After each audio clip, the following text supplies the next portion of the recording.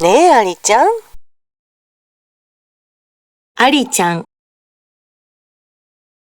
うなぎを食べに行かない？食べる、行く、食べに行く、食べに行かない？うなぎを食べに行かない？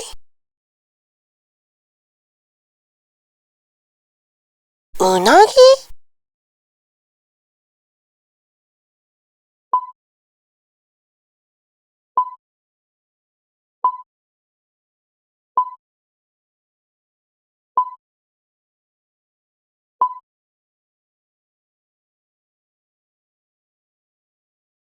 これがうなぎ。魚なの。魚、日本では夏にうなぎを食べるの。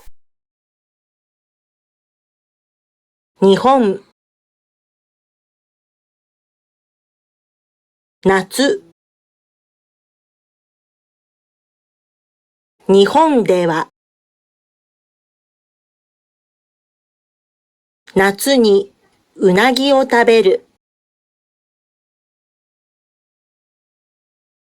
日本では夏にうなぎを食べるの。夏は暑いでしょう？暑い、暑い。夏は暑いでしょう？夏は暑いでしょう？暑い夏にうなぎを食べると元気になるの。暑い夏にうなぎを食べると、うなぎを食べると元気になる。元気になる。暑い夏にうなぎを食べると元気になるの。だからうなぎを食べるのよ。だから、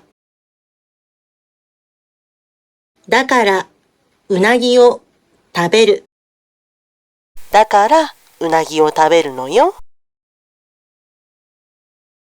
さあ、行きましょう。